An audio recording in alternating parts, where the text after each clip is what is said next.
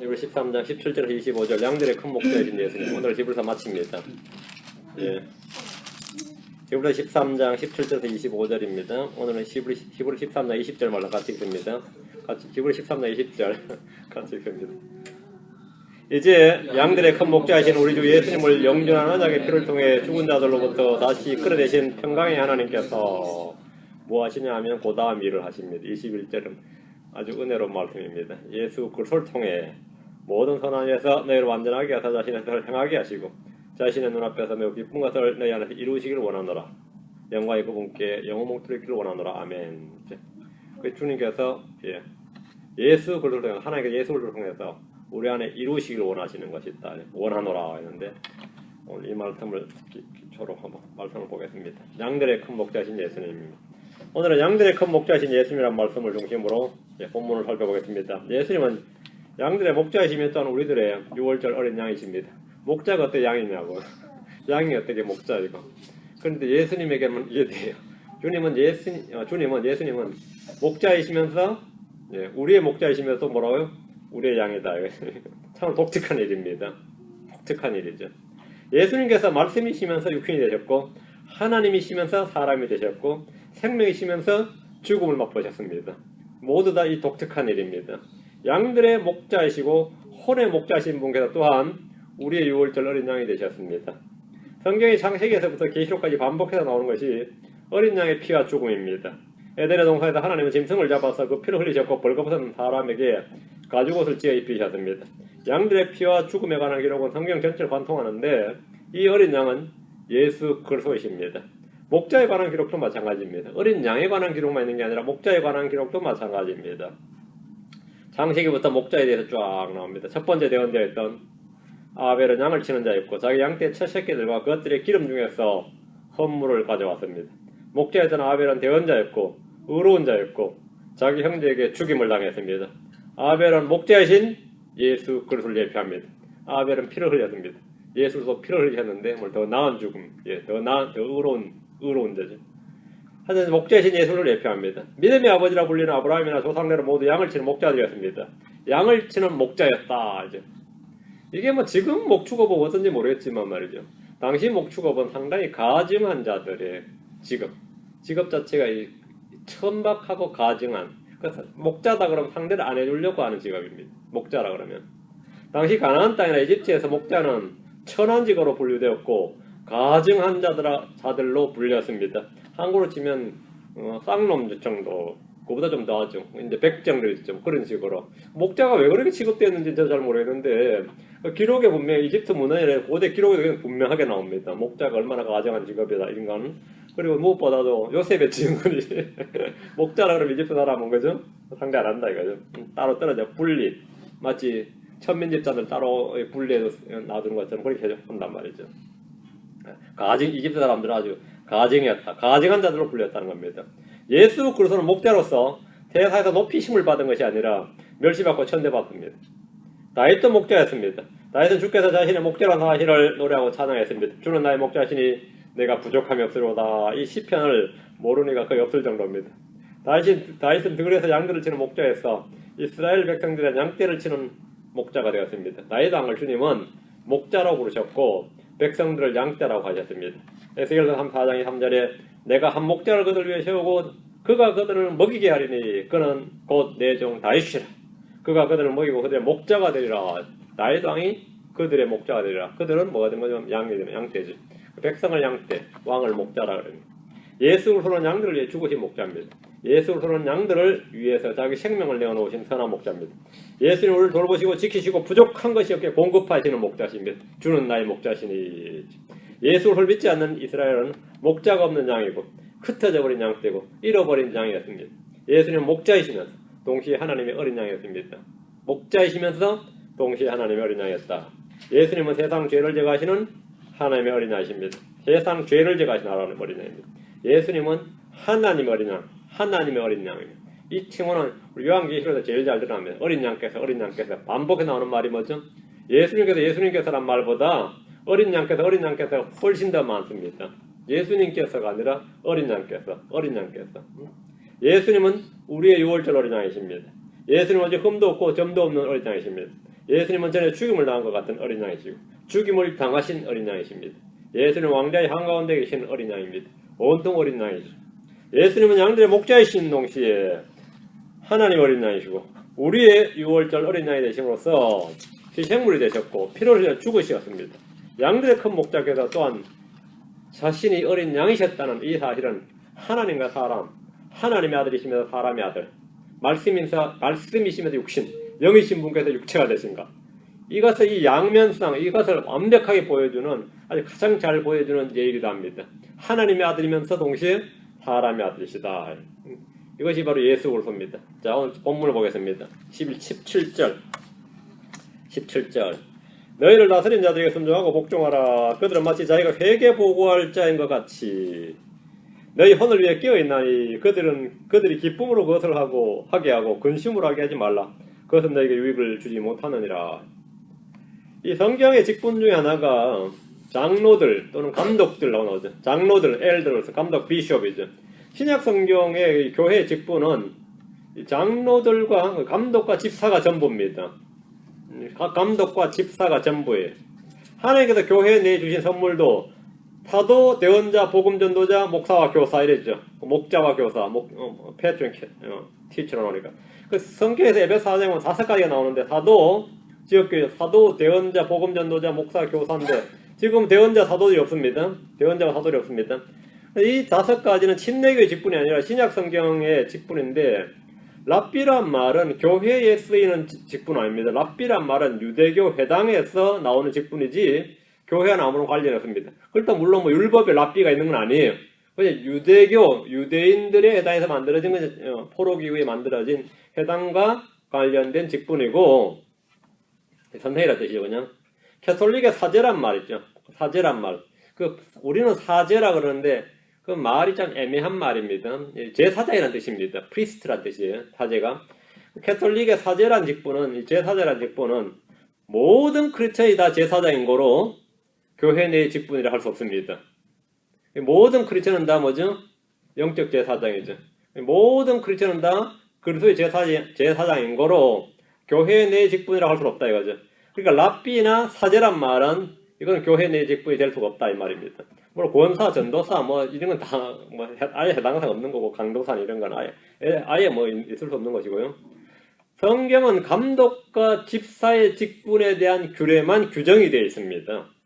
감독의 자격 요건이나 집사의 자격 요건 외에는 다른 직분에 대해서는 아예 언급조차 하지 않습니다. 어떤 사람이 감독이 돼야 되고 어떤 사람이 집사가 돼야 된다. 이거는 이 규정과 규례 자체가 이 2개 외에는 없어요. 아예. 다 같이 빌립보서 1장 1절 봅시다. 이건 침례교만 그렇죠. 근데 그 침례교만 그런 게 아니라 성경이 그런 겁니다. 그 장로교나 감리교나 교파들 많은데 그건 자체가 틀린 거죠. 빌립보서 1장 1절. 빌립보서 1장 1절. 예수 그리스도의 종 바울과 디모데는 빌립보에서 그리스도 예수님 안에 있는 모든 성도들과 또 감독들과 집사들에게 편지하노니 딱 지금 세 장로를 딱 말하네요. 성도들, 감독들, 집사들입니다. 사실 감독, 집사는 성도 속에 포함되는 거죠. 근데 어쨌든 성도들 언급 자체가 성도들, 감독들, 집사들에게 편지하노니 교회 내에 딱 세 클래스, 셋을 딱 언급을 한 겁니다. 성도들, 감독들, 집사들 이렇게 말합니다. 너희를 다스리는 자들 이 표현은 이 말은 감독에 관한 말씀인데 감독은 교회 장로와 같은 직분입니다. 감독은 감독이고 장로는 장로자인데 그거는 강조점의 차이입니다. 감독은 말 그대로 oversee, 감독, 이 감독이고 장로는 연장자라는 의미죠. 그 감독과 장로가 같은 것인데 자 봅시다. 사도행전 20장 28절. 사도행전 20장 28절. 사도 바울이 에베소의 장로들을 모았습니다. 에베소 교회 장로들을 모아서 이제 부탁을 하는데 권면의 말씀. 사도행전 20장 28절. 그러므로 너희 자신과 온 양떼에게 주의를 기울이라. 성령님께서 너희를 그들의 감독자로 삼으사 너희가 지금 누구죠? 장로들이죠. 너희를 그들의 감독자로 삼으사 하나님의 교회고 그분께서 자신의 피로 사신 교회를 먹이게 하셨느니라. 장로들을 뭘로 삼았다고요? 감독자로. 장로가 감독자란 말이죠. 바울은 에베소의 장로들을 불러서 그들을 감독자라고 말합니다. 장로들이 양떼들의 감독자고 먹이는 자고 목자입니다. 먹이하셨느니라. 먹이계를 강조하면 뭐가 되는 거죠? 목양자가 되는 거죠. 자, 데살로니가서 5장 12절. 이 교회의 이 직분에 관해서는 논쟁이 굉장히 많이 있습니다. 각자 저마다 생각들이 많아가지고요. 성경에 있는 대로만 딱딱 이렇게 하려고 안 하고, 굉장히 말이 많은 분야 중에 하나가 이 부분이에요. 데살로니가서 5장 12절. 형제들아, 우리가 너희에게 간청하노니 너희 가운데서 수고하고 주 안에서 너희를 감독하며 너희에게 훈계하는 자들을 알고, 감독하며 너희에게 훈계하는 자들을 알고 했죠. 교회의 사역자, 교회 내 사역자들을 너희 가운데서 수고하며 이게 사역자입니다. 감독하며 훈계하는 자들 이렇게 말합니다. 감독의 직무, 자격 요건에 대해서는 디모데서 3장이나 디도서 1장에 대해서 잘 규정하고 있습니다. 감독 요건 중에 하나가 가르치는 데 재능이 있어야 된다는 겁니다. 즉 교사 역할을 해야 됩니다. 감독은 뭐냐? 디도서 1장 7절에 따르면 하나님의 청지기로서, 감독은 하나님의 청지기다. 감독은 양떼들을 감독하고 훈계하고 먹이는 자들입니다. 예수 그리스도는 혼의 목자며 감독이십니다. 예수님은 혼의 목자요 감독이다. 목자가 곧 감독입니다. 먹이고 감독하는 일은 감독의 직무를 맡은 사람이 하는 것인데, 성경 이를 목자다 이렇게 말해요. 목자, 장로, 감독은 같은 직분입니다. 너희를 다스린 자들에게 순종하고 복종하라 했는데, 이 말은 교회 내에 이 계급적 위계 질서를 말하는 것이 아니라 영적 질서에 관한 겁니다. 교회는 정치 체계가 아닙니다. 어떤 조직이 아니라, 조직적 위계 질서가 아니라 영적 질서에 관한 겁니다. 성도들은 감독에게 순종하고 복종을 해야 되는데, 감독은 성도들에게 주의를 기울이고 감독하고 훈계하고 먹여야 됩니다. 군림하지 말라 그랬으니까 정치적 권력은 아닙니다. 군림하지 말라 그럴까? 군림하거나 지배하는 것은 아니죠. 군림하고 지배하려고 해서는 안 됩니다. 믿음을 지배하려고 해서도 안 되고 군림하려고 해서도 안 됩니다. 오히려 본을 보여야 되죠. 감독은 성도들에게 주의를 기울이고, 항상 깨어서 주의를 기울여야 되고, 다음에 그들을 살펴야 돼요. 그리고 훈계하고 먹여야 됩니다. 감독은 양떼들에게 군림하지 말고 본이 되라고 했는데, 감독은 양떼들 혼을 위해서 늘 깨어 있어야 됩니다. 감독은 마치 자기가 회계보고할 자인 것 같이 해야 됩니다. 이 말은 뭐냐면, 자기가 마치 책임을 져야 되는 사람처럼 말입니다. 회계보고할 자, 이 말은 자기가 책임을 져야 하는 것처럼, 감사를 내가 받는 것처럼 말이에요. 내가 받는 사람. 어떤 일이 있어질 내가 설명해야 되는 것처럼 회계보고할 자인 것 같이 해야 됩니다. 교회도 많고 목사들도 많지만 이런 감독은 참으로 적습니다. 성도들은 감독들이 이런 일을 기쁨으로 하게 하고 근심으로 하게 하지 말라. 지금 이렇게 본문에서 말합니다. 근심으로 하게 하지 말라. 감독들이 이런 일을 기쁨으로 하게 하는 가장 좋은 방법은 뭐냐면 두 가지입니다. 하나는 순종과 복종입니다. 그게 가장 좋은 방법이고, 그리고 감독들을 2배로 존경하는 겁니다. 더블 아너를 주라. 그것이 이제 근심으로 하지 않고 기쁨으로 하게 하는 방법입니다. 순종과 복종, 그리고 2배로 존경하는 겁니다. 모든 영광은 목사님께 그런 곤란하고 또 그 말 하니까 또 모든 영광은 목사님께 이러고 그런 곤란한데, 더블 아너 존경하라고요. 그것은 너에게 유익을 주지 못하느니라. 양떼들이 감독과 불화하는 것, 불순종과 거역을 일삼을 때, 존경하는 대신 무시하거나 멸시할 때 아무 유익을 얻지 못합니다. 유익을 얻지 못하느니라 그랬죠. 사랑이 없으면 내게 아무 유익이 없고, 성경에서 유익이 없는 것에 대해 몇 가지 말하는데 한번 잘 보세요. 성경 구절들을 한번 읊어보세요. 한번 생각해봐. 마음속에 지금 사랑이 없으면 뭐라고요? 내게 아무 유익이 없다 그랬죠. 오케이. 나는 너스이고 내게 유익이 아무 유익이 없다 그랬어요. 믿음이 없는 행위가 내게 아무 유익이 없고, 그렇죠? 타언어들로 말하고 계시나 지식이나 대언이나 교리로 말하지 않으면 뭐라 했어요? 아무런 유익이 없고, 그거 성경에 나오는 말입니다. 아무런 유익이 없고, 또 성도들이 할례를 받으면 그리스도께서 너에게 아무 유익도 주지 못하리라 하니까 아무 유익이 없고, 율법주의로 돌아가면 뭐라고요? 아무 유익이 없다고요. 육체 훈련은 유익이 없고는 아니라 유익이 적고 유익이 적고 거의 없고, 자기를 자랑하는 것은 유익하지 못하고, 여기 유익하지 못한 일이라는 건 이제 바보 같은 짓인데, 유익한 일을 하라고. 유익이 없고 성경은 유익이 없고 아무 유익을 끼치지 못한 일에 대해서 반복해서 자주 말씀해 주십니다. 말들로 인하여 다투는 것은 아무 유익도 끼치지 못합니다. 하나님의 말씀을 들을 때 믿음과 결합하지 않으면 그 말씀은 아무 유익을 끼치지 못합니다. 음식에 전념하는 자들에게는 음식이 아무 유익을 끼치지 못합니다. 목자들의 불순종하고 근심으로 사역하게 하는 일은 그 자신에게 아무 유익도 끼치지 못합니다. 그럼 유익하게 하려면 어떻게 하면 됩니까? 이 말씀들 잘 듣고 반대로 하면 됩니다. 사랑으로 행하면 되지. 믿음으로 행하면 됩니다. 육체 훈련이 아니라 경건의 훈련을 하면 됩니다. 방언이 아니라 교리를 말하고 자기를 자랑하지 않고 말다툼하지 말고 하나님의 말씀을 받을 때는 믿음으로 결합해서 음식에 전념하지 않고 감독에 순종하고 복종하면 그 모든 것이 내게 다 유익합니다. 유익이 없고 또 유익을 끼치지 못하고 이런 말씀들을 여러분 유의하면서 유익이 없는 일은 내가 하지 말자. 유익이 없는 일을 하지 않는다. 이게 성경에서 말하는 실용주의입니다. 성경의 실용주의. 성경이 말한 합리주의, 실용주의. 성경에서 유익이 없다잖아요. 쓸데없는 짓이다. 이거 쓸데없는 짓이다. 18절입니다. 10월 13절 18절. 우리를 위해 기도하라. 우리가 모든 일에서 정직하게 살고자 하므로 선한 양심을 가진 줄 우리가 확신하노라 했죠. 우리를 위해 기도하라. 우리는 누군가를 위해 기도해야 되고 또한 누군가의 기도로 도움을 받아야 됩니다. 서로를 위해 기도하는 것이 성도들의 영적 생활의 일부입니다. 우리가 모든 일에서 정직하게 살고자 하므로 했죠. 크리스찬의 삶의 특징 중 하나가 정직하게 살고자 하는 겁니다. 정직하게 살고자 하므로 정직하게 살 겁니다. 정직하고 선한 마음이 말씀을 받아서 열매를 내는 좋은 땅이 됩니다. 정직하고 선한 마음의 말씀을 받아서 인내로 열매를 내는 자. 그게 좋은 밭이다 그래. 좋은 땅이라고 했습니다. 정직하다는 평판이 있어야 교회를 맡길 수가 있습니다. 우리는 감추어둔 정직하지 못한 일들을 버려야 됩니다. 우리는 모든 사람의 눈앞에서 정직한 일들을 예비해야 됩니다. 성경 말하기를 고린도서 8장 21절에 주의 눈앞에서뿐 아니라 사람들의 눈앞에서도 정직한 일들을 예비하노라 했습니다. 사도 바울이 성도들을 위해 기도하는 목적 중에 하나는 너희만은 정직한 것을 행하게 하려 함이니라. 정직한 일을. 우리는 특히 불신자들 앞에서 정직하게 걸어야 됩니다. 데살로니가 4장 12절에 이것은 너희 밖에 있는 자들을 향해 정직하게 걷게 하려 함이요. 베드로전 2장 12절에도 이방인들 가운데서 너희 행실을 정직하게 하라. 정직하게 하라. 모든 일에서 정직하게 살고자 하는 것. 그런 마음을 통해 우리는 우리 속에 선한 양심을 가진 줄 확신합니다.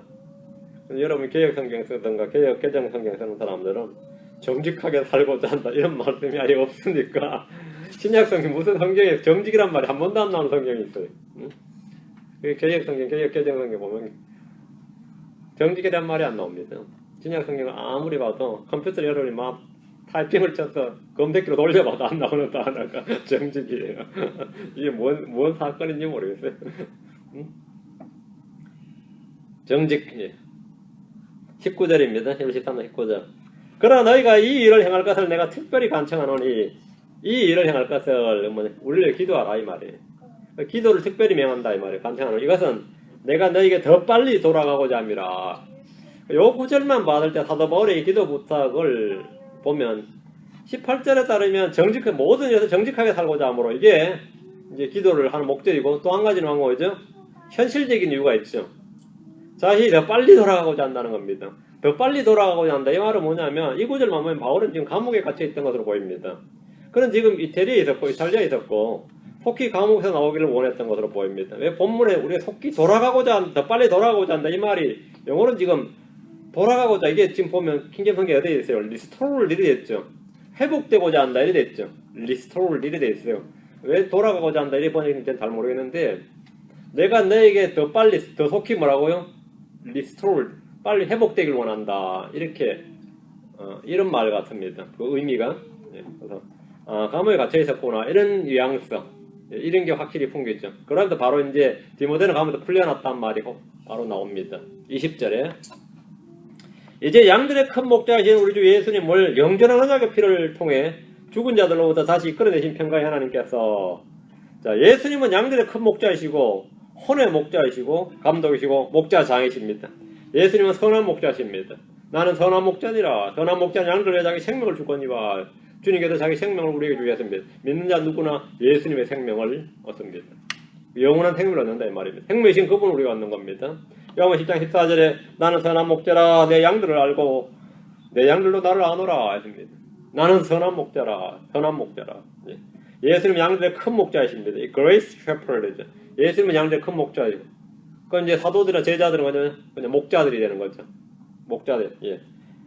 예수님 혼의 목자이시고 감독이십니다. 베드로전 2장 25절에 너희가 전에는 길 잃은 양과 사서라 지금 너희 혼의 목자예요. 감독이신 분에게 돌아왔느니라. 예수님은 혼의 목자이시고 감독이십니다. 주님께서 우리의 목자이시고 우리의 감독이시라는 사실은 너무나 복된 일입니다. 예수님은 목자장이십니다. 베드로전 5장 4절에 그리하면 목자장께서 나타나실 때 너희가 사라지지 않는 영광의 관을 받으리라. 목자장께서 나타나실 때의 재림이죠. 우리 성경에서 주님에 대한 주님의 목자이신 주님, 선한 목자, 큰 목자, 혼의 목자, 목자장 이렇게 다양하게 우리 주님을 묘사하고 있는데 주님은 주는 나의 목자시니 할 때 주입하고 이런 목자입니다. 주님 나의 목자시니 할 때 목자가 바로 이런 목자란 겁니다. 선한 목자, 큰 목자, 혼의 목자, 목자장. 평강의 하나님께서 그분을 영전한 언약의 피를 통해 죽은 자들로부터 다시 이끌어내셨습니다. 부활이죠. 큰 목자이시고 목자장이라는 표현을 통해서 베드로를 비롯한 제자들은 그분의 아래에 있는 목자라 불립니다. 목사라는 호칭에 거부감이 큰 사람들이 제법 있습니다. 그래서 우리 킹잼 성경 쓰는 쪽에서도 목사라는 호칭을 안 쓰는 교회들이 몇 있으니 그걸 뭐라고 쓰냐면 목양자하고 써요. 목양자. 이제 제 설교 링크에서 걸어놓는데 보면 밑에 이렇게 보면 목양자 뭐 이렇게 목양자 넣고 그래가지고 그 교회에서는 목사란 말 안 쓰니까 목양자라고 쓰는 거예요. 목양자. 그래도 이제 제가 다른 교회는 장로란 말만 쓰지 잘 안 써요. 장로란 말만 쓰지 목양자도 목사도 안 쓰고 목자도 이것도 아니고 교회 호칭은 장로가 맞다 이렇게 해서 장로라고 쓰는 데가 있고 내 친구 하나는 아무리 타이틀 뭐뭐 해도 감독보다 좋은 타이틀이 없다 해가지고 항상 감독하고 써. 감독보다 더 좋은 타이틀. 감독하면 좀 권위가 있어 보인다 이거죠. 감독이 제일 좋다 이 감독. 뭐 그런 사람들 있어요. 근데 우리말 쓴 게 지금 목사란 표현이 흠정력이 있습니다. 딱 한 번 페스토란 표현이죠. 이 페스토를 목자로 번역해도 되고 목양자로 해도 되는데 왜 목사라고 번역을 했냐고 이렇게 굉장히 오적이다고 하면서 이 흠정력 성경은 완전히 그 니콜라파의 교리를 수용하고 있다. 이래도 광분하는 이 멤버들이 있어요. 진짜로. 그래서 내가 목사가 캐톨릭에서 나온 그 니콜라파의 교리 아니다 그러면 윤 목사님도 자기가 목사라고 이제 딱 돌아섰네하면서도 막 비난을 엄청나게 쏟아붓더라고요. 그러니까 제가 하면 목사란 말이 문헌적으로는 고려시대 중종 때부터 나오는 단어입니다. 그랬어요. 목사란 표현이 캐톨릭에서 나온 단어가 아니라 고려 중종 때 나온 단어인데 고유의 한국어입니다. 조선시대에는 그걸 뭐라 하냐면 목민관이라고 그랬고 경주 목사, 진주 목사 그러면 관찰사 밑에 있는 목사인데 그 뜻이 아주 기가 막혀요. 백성들을 먹이고 감독하고 먹이는 관리, 그게 목민관입니다. 근데 관을 안 붙이면 뭐가 되는지 아세요? 목민이에요 그냥. 그 목민심서란 말 아시죠?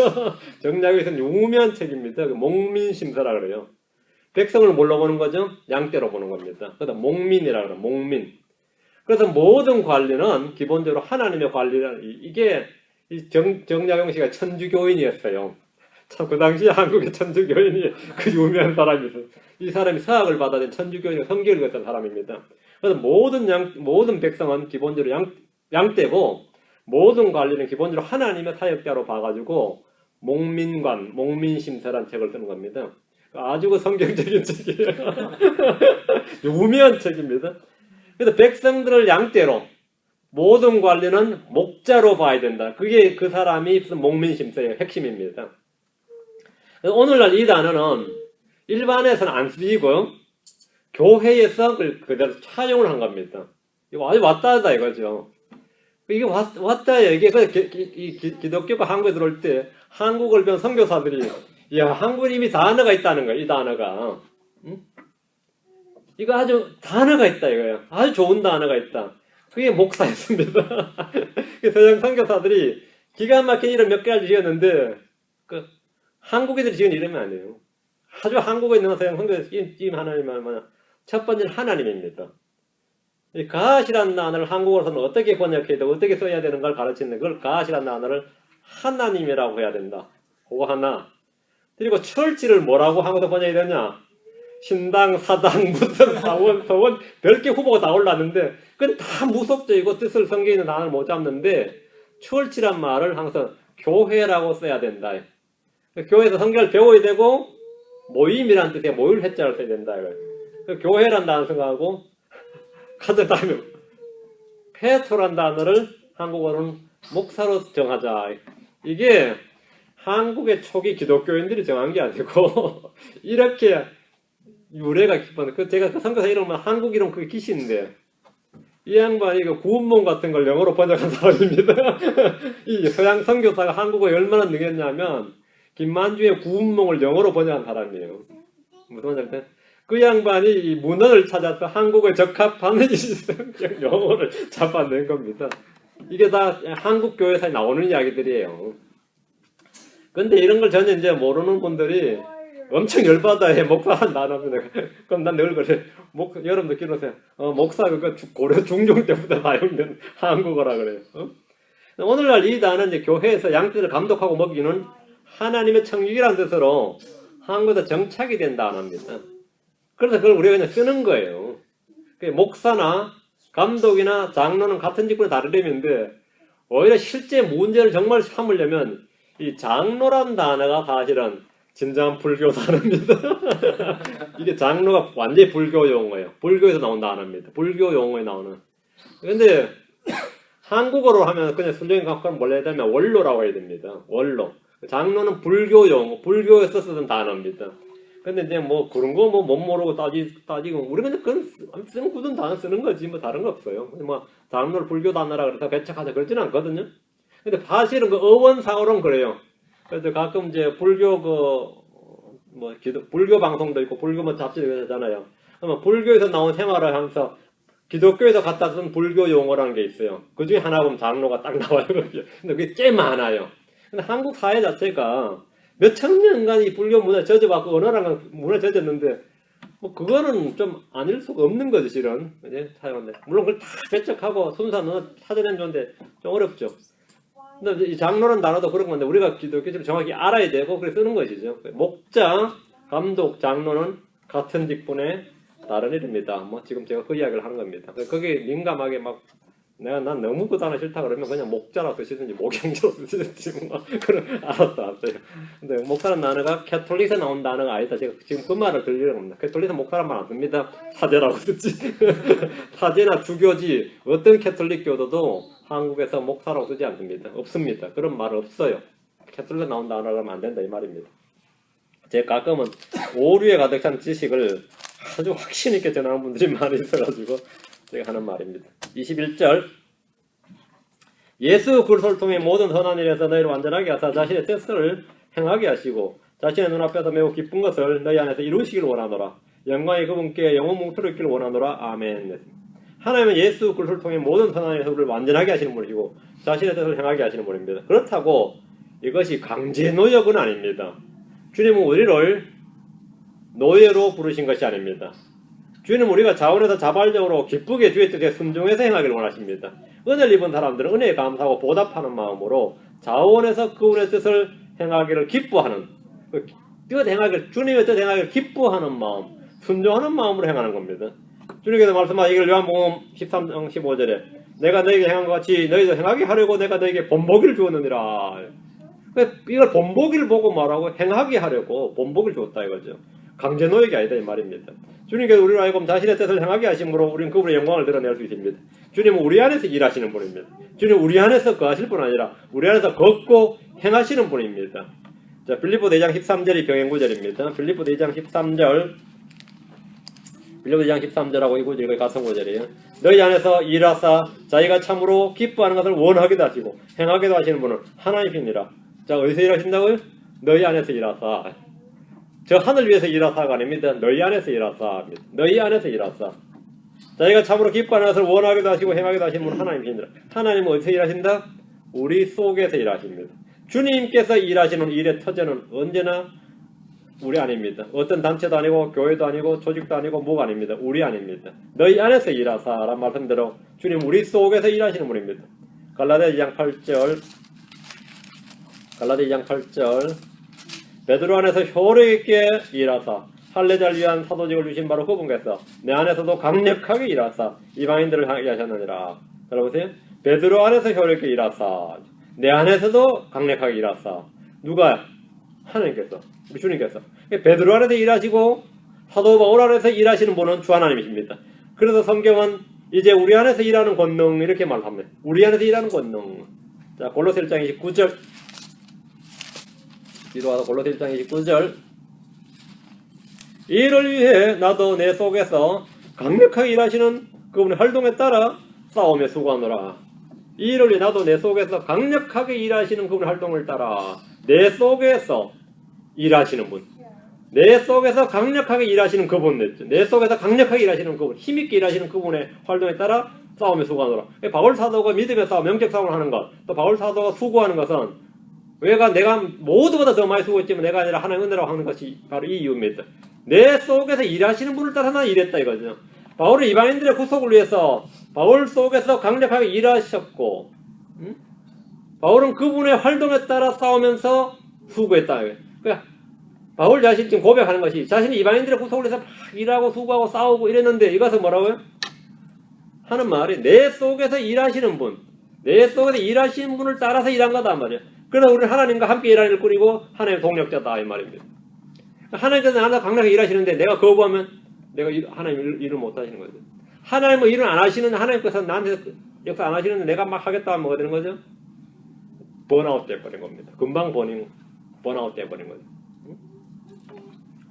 못하는 거죠. 자, 다음 21절 다시 돌아옵니다. 너희 안에서 일하시길 원하노라. 너희 안에 이루시길 원하노라. 하나님께서 우리 안에 일하셔서 우리 안에 뭔가를 이루신다. 이루신다. 이게 월크죠. 너희 안에서 이루시길 원하는도다. 너희 안에서 이룬다고. working in you라고. 너희 안에서 working 일하신다 말이에요. 너희 안에서 일하셔서 뭔가 일하셔서 이루시는데 하나님께서 우리 안에서 working 일하시는 말을 우리가 밖으로 드러내면 그것을 성경용어로 뭐라 하죠? 하나님의 말씀으로 성령의 열매라고 합니다. 그걸 하나님의 영광이 드러났다 그래요. 하나님께서 우리 속에서 일하시고 하나님의 말씀이 자유로운 행로를 얻어서 우리 속에서 영광스럽게 될 때 우리는 우리 속에 있는 것들을 말로든 행위로든 그 무엇으로든 밖으로 드러낼 수가 있는 거죠. 그것이 표출이라고 월크아웃입니다. 그 우리 속에서 일하시는 분의 그 활동을 우리 속에서 이루신 것들을 우리가 밖으로 드러낸단 말이죠. 우리 속에 기록된 말씀을 다른 사람들이 읽혀지게 하는 것. 그래서 서신이죠. 우리 속에서 우리를 통해 그리스도를 아는 냄새를 풍기게 하시고 우리 속에 있는 빛을 드러나게 행위로 드러내죠. 다른 사람들이 볼 수 있게 하는 것. 성도들이 주를 기쁘시 하는 일이고 하나님께 영광을 돌리는 일입니다. 하나님께 영광을 돌리는 일입니다. 우리 속에서 이루신 일들을 우리가 드러내는 것. 그게 성도의 성도의 삶이고 성도의 일입니다. 우리는 그렇게 사는 겁니다. 22절 형제들아 내가 너에게 간청하노니 권면의 말을 용납하라. 내가 너에게 편지로 몇 마디 적었느니라. 형제들아 이 말이 히브리인들을 지칭하는 말로서 히브리 크리스천들, 히브리 불신자들 모두 다 일컫습니다. 내가 너에게 간청하노니 권면의 말을 용납하라. 이 말은 히브리서에 쓰인 권면의 말씀을 듣고 받아들이라는 겁니다. 형제들에게. 크리스천들은 뭐 받아들이라고 뭐 안 해도 다 받아들이는데 이 히브리인들은 좀 사정이 다릅니다. 이방인 크리스천들에게 사도 바울하면 어때요? 예수님 다음이죠. 이방인 크리스천들에게 사도 바울하면 예수님 다음에 위대한 사도고 하나님의 사람이지만 히브리인들에게 바울은 그런 부류는 아닙니다. 히브리인들에게 바울은 바리새인들 중에 하나고 그다지 명망 있는 사람은 아니었습니다. 바리새인들 중에 하나가 갑자기 탁 돌변해가지고 뭐가 된 거죠? 크리스천이 된 사람이죠. 특히 율법에 관한 한 당대 히브리인들에게 가장 권위 있는 학자나 존경받는 율법사가 아니었습니다. 바울이 율법을 막 논한다면 우리 중에 이보다 더 똑똑한 율법사수 들어왔다 이거죠. 더 명망 있고 더 존경받는 권위 있는 율법사들이 많이 있는데 너만 해도 당연히 가말리엘 문화라면 가말리엘은 니보다 더 낫다 이죠. 니도 가말리엘 후하에 했잖아 이거. 가말리엘 니 스승이지 않냐 이거죠. 가말리엘은 그렇게 해석 안 한다고요. 끝난다. 그러니까 지금 바울 사도가 지금 이 히브리인들 듣고 나서 이 말을 용납하라 이 말을 받아들이라고요. 히브리인들 중에는 바울보다 율법에 더 정통하다고 인정받는 랍비들이 많이 있었습니다. 그건 히브리 크리스천들도 다 아는 이야기고 불신자 히브리인들이라고 말할 필요도 없는 겁니다. 어디 조무래기가 말이죠. 어디 조무래기가 자꾸 율법을 논하냐 말이지. 히브리인들도 유괴 질서가 분명해가지고 말이죠. 그런 게 있죠. 저한테 어떤 목사님이 기쁨으로 받는 예정론, 알기 쉬운 예정론 이런 걸만 링크해서 보내주는 거예요. 한데 기가 차가지고 같지도 않은 장로교 목사들 강론을 보내줬다가 제가 켈빈의 기독교 강요를 다 읽었는데 어디서 이 조무래기들 글을 다 보낸다고 내가 그랬어요. 기독교 강요가 그 원본인데 그게 완전히 그게 철학이지. 그건 성경 말씀이 아닌데 기독교 철학이지. 기독교 철학이고 기독교 신학이지. 주의 말씀이 아니라고. 주의 말씀이. 그래서 저는 그렇게 했는데 지금 사도 바울이 말이죠. 율법에 관해서는 유대인들한테 히브리인들한테 그런 위치였어요. 그 바울 사도가 막 율법에 대해서 쭉 이야기하면 그것 히브리인들은 씨가 안 먹히는 말이에요. 사도 바울이 히브리서에 쓴 이 말, 이 편지는 말이죠. 사실은 구약을 가장 정확하게 신학적으로 논증하고 해석해준 주의 말씀입니다. 이건 어떤 정통 유대 랍비들의 해석이나 뭐 유대교 정통 그 율법 선생들이 해석해준 그런 해석과는 차원이 다른 이야기예요. 차원이 다른 이야기입니다. 제가 예전도 아니고 몇 년 전에 어떤 유대교 공부를 조금 하는 일이 있어서 그쪽 역사 요즘 글들을 좀 훑어본 적이 한 1년간. 이야, 근데 뭐 지금도 그 양반들이 쓴 글들 보니까 랍비 중에 하나는 이름이 아이삭이라는 랍비는요. 그 별명이 뭐냐면 신이라 불리는 이삭이야. 앞에 본칭이 뭔 말인지 알겠어요? 지금 현재 유대인들에게요. 현재 유대인들에게 별명이 신이라 불리는 이삭입니다. 그 사람이 쓴 주 해석 같은 거 어떻게 받아들여진다는 거죠? 거의 준 성경인 거죠. 근데 예언을 상당히 많이 했나 봐요. 예언이 그렇게 잘 거의 뭐 점쟁이 이상으로 잘 맞았나 봐. 근데 그 양반 이제 결정적으로 틀린 게 뭐 2013년인가에 뭐 이렇게 된다고 했는데 지금 2014년이라는 거야. 그 사람들이 얼마나 비덕겠어요. 2013년인가 그때 안 그렇게 했어요? 근데 그 사람 그냥 붙은 말이 아니라 진짜 그 정도의 존경과 위치를 그들 세계에서 받는 거예요. 근데 그런 사람이 꽤 많더라는 걸 제가 이제 발견했죠. 저 좀 놀랐어요. 저는 그런 건 뭐 워낙 그쪽 세계와 저는 상관이 없으니까 몰랐다가 좀 문헌을 좀 보다가 이쪽 세계는 아직도 구약 시대구나. 이쪽은 아직도 구약 시대구나. 그리고 상당히 구약적인 걸 많이 가지고 있다는 걸 제가 그때 이제 발견했거든요. 근데 사도 바울이 이런 편지를 쓰는데 히브리인들이 그런 사람들 거라고 히브리서하고 어느 걸 더 높이겠어요. 크리스천들이 문제 안 돼. 크리스천들이 아예 해당상 없고 크리스천들이 아예 뭐 해당상 없고 히브리인들 말이에요. 히브리인들은 보통 문제 아니죠. 그 바울 사도가 내가 몇 줄 썼는데 우리가 몇 마디 썼다 이 말이 a few words죠. 몇 말씀이죠. 이 몇 말씀을 썼는데 받아들이라. 이 말씀을 받아들이라고. 그 랍비들 해석이나 탈무드나 그런 거 말고 이 말씀을 받아들이라는 거예요. 구약을 가장 정확하게 신학적으로 논증하고 구약의 희생물이나 구약의 믿음의 조상들, 믿음의 사람들, 율법을 신약에서 어떻게 해석하고 적용하는가. 또 우리의 소망, 우리 조상들의 소망, 우리 히브리인들은 구약을 통해 어떻게 예수를 알 수 있는가? 또 그리스도를 통해 본 구약 성경. 여기에 대한 가장 간략하고도 확실한 말씀이 바로 히브리서입니다. 랍비들 책 읽어가지고는 이걸 몰라요. 근데 히브리서를 읽으면 한다고요? 예수를 발견할 수 있다는 겁니다. 그 랍비들 문헌 읽어가지고는 아무리 신이라고 불린 이삭이 누군지 그런 사람 책 읽어가지고는 그리스도를 발견 못해요. 그러나 이 히브리서를 읽으면 뭐가 된다고요? 이 히브리서를 읽으면 예수를 발견한다요. 율법 속에서 구약 속에서 예수를 발견한다. 예수를 통해 본 율법, 율법을 통해 본 예수, 이게 된다는 거예요. 이게 지금 이 본문 말씀이에요. 22절 말씀입니다. 내가 너에게 편지로 몇 마디 적었느니라. 이 말씀은 히브리서를 너희에게 썼다 이거예요. 너희에게 히브리인들이 썼다 이거예요. 히브리서는 히브리인들을 대상으로 기록된 서신이라는 점은 성경 곳곳에서 확연하게 드러납니다. 근본주의 자체는 많이들이 이거를 초대교회 히브리 크리스천들을 대상으로 쓴 편지로 규정하지만 히브리인 전체를 대상으로 쓴 글입니다.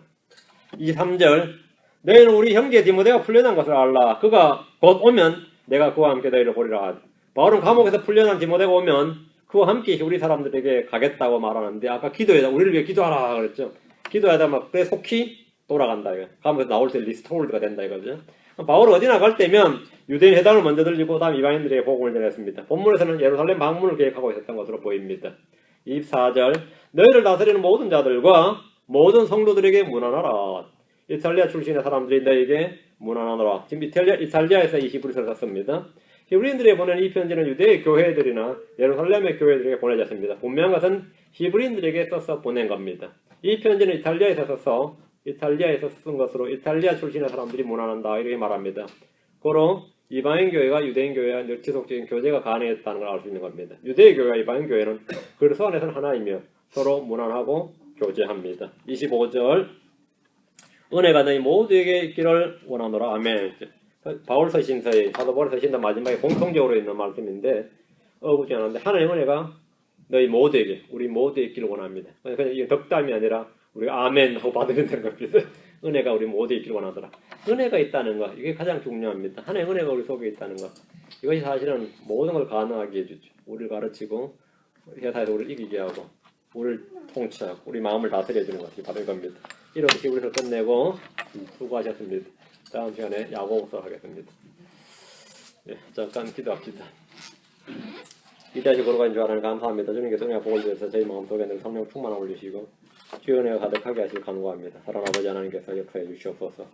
무엇보다도 저희가 성경을 공부할 때 주의 영께서 늘 동행해 주셔서 저희를 충만케 주셔서 지혜와 계시형으로 빛을 비추어 주시고 주의 법에서 나온 놀라운 것들 이 말씀의 빛을 저희 가운데 환하게 허락해 주셔서 이 말씀을 통해 저희가 시험을 입게 하도록 하지 든든하게 이 저희가 시험을 입도록 그리고 열매를 맺도록 인도해 주시옵소서. 우리 속에서 일하시는 그 일하는 권능이 저희 밖으로 표출될 수 있도록 인도해 주십시오. 감사드리며 주의 성기도합니다. 아멘.